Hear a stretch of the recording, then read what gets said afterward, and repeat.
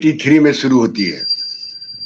80 में श्रीमती गांधी के दोबारा सत्ता में आने के बाद पहली बार भारत IMF के शर्तों को स्वीकार किया, या वो शर्त विदित है।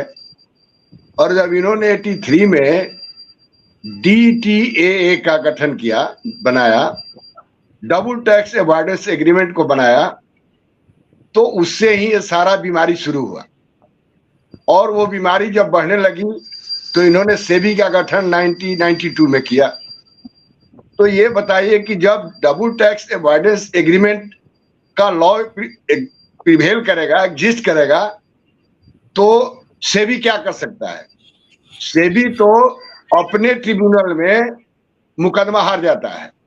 और यूनाइटेड बैंक ऑफ स्विट्जरलैंड, जो इसका सबसे बड़ा टैक्स हेवन का ये जो बड़ा बैंक है, और वो प्रोफेसर साहब जो है संपादक जी बता रहे थे, ये बात सच है।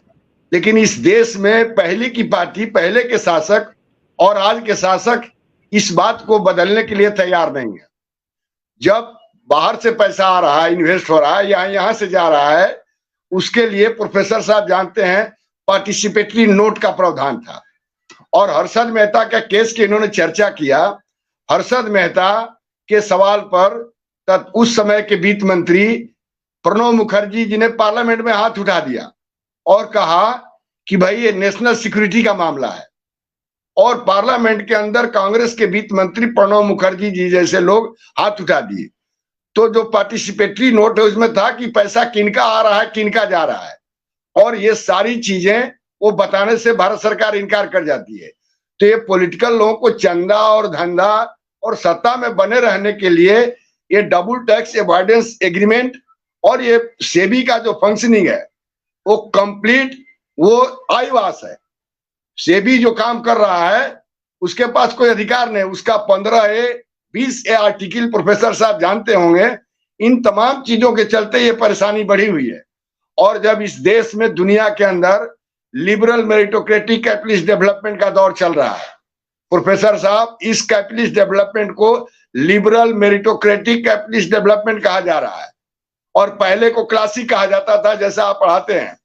हम JNU में पढ़े हैं, तो अरुण जी का भी हम किताब पढ़े हैं, ब्लैक इकोनॉमी इन इंडिया।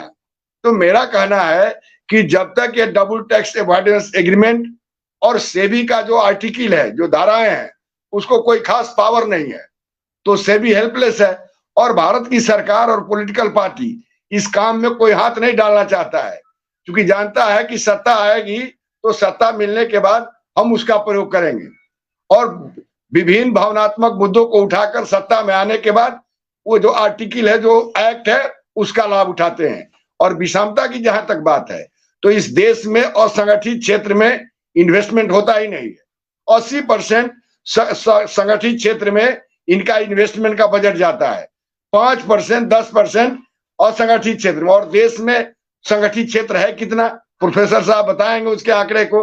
तो मेरा कहना है कि इस देश में विषमता की खाई अमेरिका में भी बढ़ रही है।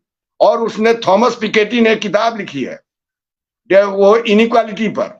तो इनइक्वालिटी का मामला जो liberal meritocratic democratic capitalist system है, उसमें ये तो बढ़ेगा, क्योंकि इसका कोई हिसाब किताब लेखा जोखा रखने का कोई तौर तरीका नहीं है। इसलिए मेरा कहना है कि विषमता पूरे दुनिया में बढ़ रही है, लेकिन भारत के विषमता का अलग नेचर है और अमेरिका के विषमता का अलग नेचर है। तो इनइक्वालिटी पर पूरा काम हो रहा है दुनिया के अंदर। और प्रोफेसर साहब हैं, विष्णु बाबू बताएंगे कि थॉमस पिकेटी ने जो इनइक्वालिटी के पर जो चर्चा की है, तो वो सारी चीजें जो है हमको नंगा कर देती है, क्योंकि हमारे देश में पॉलिटिकल पार्टी इस बात पर एग्री है। कोई भी पॉलिटिकल पार्टी इस इकोनॉमिक पॉलिसी के खिलाफ नहीं है, कोई भी समाजवाद की बात नहीं करती है। किसी तरह सत्ता में आकर और इन जो लूप होल्स है इकोनॉमिक फंक्शनिंग का, उसका प्रयोग करके सत्ता में बने रहना चाहती है। बहुत लोग अपने को ईमानदार घोषित करते हैं और बाद में पता चलता है कि वो विक्टोरिया के महल में रह रहे हैं। तो इस तरह की समस्या है, आचरणहीनता, चरित्रहीनता, और जो समाज में जिस तरह का गिरावट आया है। अब तो प्रोफेसर साहब एक बहस चल रही है कि इस देश के अंदर, इस दुनिया में जिसके पास यूरोप के अंदर बहस है कि जिनके पास जितना पूंजी है उसके कैपिटल के स्लैब से टैक्स लिया जाए। ये संभव नहीं है भारत में अभी, लेकिन एक बहस चल रही है दुनिया में कि इनकम स्लैब के हिसाब से टैक्स लिया जाए। अब मान लिया हमारे पास 2 रुपया है, हम पर भी 10% लीजिए, और जिसके पास 2 करोड़ है उससे भी 2 रुपया लीजिए। तो ये बहस शुरू है यूरोप के अंदर, और ये सारी चीजें पेरीफेरी में घूम रही है। तो ये लिबरल मेरिटोक्रेटिक डेवलपमेंट का परिणाम है, और 83 में जो डबल टैक्स अवॉइडेंस एग्रीमेंट बना उसका परिणाम है। और यदि वहां पर पार्टिसिपेटरी नोट का कौन कौन पार्टिसिपेट कर रहा है, ड्रग ट्रैफिकिंग का पैसा है, टेररिस्ट का पैसा है, किसका पैसा कहां आ जा रहा है, ये सेबी को अधिकार नहीं है। 15 और 20 में वो मुकदमा अपने ट्रिब्यूनल में हार जाती है। प्रोफेसर साहब जानते हैं कि सेबी अपने ट्रिब्यूनल में उस मुकदमे को हार गई, अरशद मेहता में भी कुछ नहीं कर सके। इसलिए पॉलिटिकल लोगों से कोई आशा नहीं है, बिना मूवमेंट के और बिना आम लोगों को खड़ा किए इस देश के इस मकड़झाला से, इस इकोनॉमी के सिस्टम से लड़ना बहुत कठिन काम है। अब मैं प्रोफेसर साहब का सुनूंगा, क्योंकि ये लोग एक्सपर्ट लोग हैं। हम लोग तो भाई पॉलिटिकल इकोनॉमी के बारे में मोटा मोटी जो आइडिया रखते हैं उसको आपके सामने रखे। इसलिए डबल टैक्स अवॉइडेंस एग्रीमेंट और ये सेबी डिफंक्ट इंस्टीट्यूशन है, इसमें कोई दम नहीं है। ये सब तो चलता रहेगा, लेकिन पॉलिटिकल पार्टी को कोई विल पावर नहीं है कि इस पर हस्तक्षेप करे। धन्यवाद। जी जनरल जी, आप